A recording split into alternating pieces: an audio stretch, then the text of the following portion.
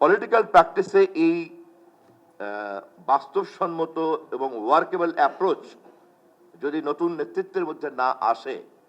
তাহলে প্রচলিত রাজনৈতিক দল নেতৃত্বের বাইরে দাঁড়িয়ে এরকম করে হঠাৎ করে নতুন নতুন নেতৃত্ব হাজির হবে এবং প্রবীণরা গিয়ে বঙ্গভবনে তাদেরকে এই সিংহাসনে বসিয়ে দেওয়ার মহড়া আবারও বারবার হয়তো করা লাগতে পারে। ফলে আমি খুব বিনীতভাবেই অনুরোধ করব যে জাতীয় নিরাপত্তা সংক্রান্ত বাংলাদেশের ক্ষেত্রে আলাপ করার সময় আমাদের এই স্থল সীমানা, জল সীমানা এবং আকাশ সীমানার বাইরে এখন যে সীমানাবিহীন যে ঝুঁকিগুলি তৈরি হয়েছে, সেই ঝুঁকিগুলিকে মোকাবেলা করার জন্য যে নিউ নলেজ দরকার,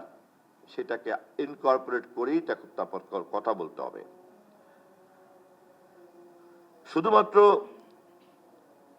যদি অন্যান্য আলোচনার মধ্যে আমরা থাকি, তাহলে আমাদেরকে বারবার পেনাল কোড খুঁজতে হবে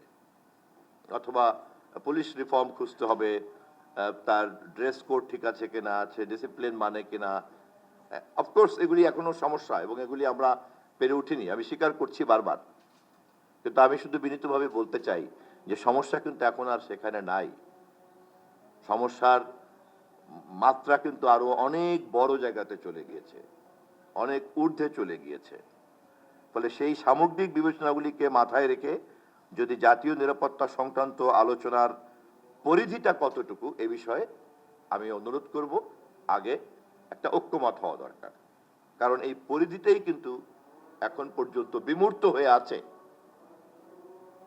এর মধ্যে কতটুকু কংক্রিট আর কতটুকু অ্যাবস্ট্রাক্ট,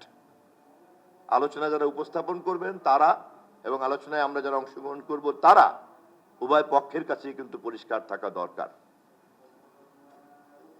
এরপরে এই সঙ্গত কারণে একটা রাষ্ট্রীয় সীমানার মধ্যে যেহেতু আমরা এই জাতীয় নিরাপত্তা সংক্রান্ত বিষয়ে কথা বলবো, ফলে ওই সীমানার মধ্যে যারা কাজ করবেন তারা সেখানে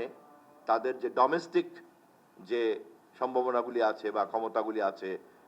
সেই ক্ষমতাগুলি কিভাবে বাড়ানো যায় এবং সেই বাড়ানোর ক্ষেত্রে সুশাসন কতটা জড়িত না, এই বিষয়ে তখন দ্বিতীয় আলোচনা আসতে পারে। এবং এই দ্বিতীয় আলোচনাটা যখন আবার ঠিকঠাক মতো সমস্যাগুলিকে চিহ্নিত করে সমস্যাগুলিকে আমরা যখন রিপেয়ার করতে পারবো, তখনই কেবলমাত্র বোঝা যাবে যে একটি আধুনিক রাষ্ট্র তার জনপ্রতিনিধিদেরকে দ্বারা জাতীয় নিরাপত্তার সঠিক সংজ্ঞা নির্ধারণ করতে পেরেছেন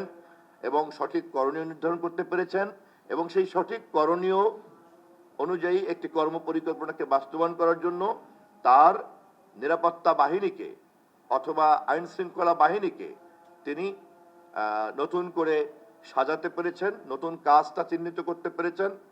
তারপরে যখন সেই কাজটা হবে তখনই কেবলমাত্র কিন্তু ভোট অথবা গণতান্ত্রিক প্রক্রিয়ার অন্যান্য প্রক্রিয়ার মধ্য দিয়ে জনপ্রতিনিধিত্বের যে শাসনটা চলবে, তখন সেই শাসনটা কিন্তু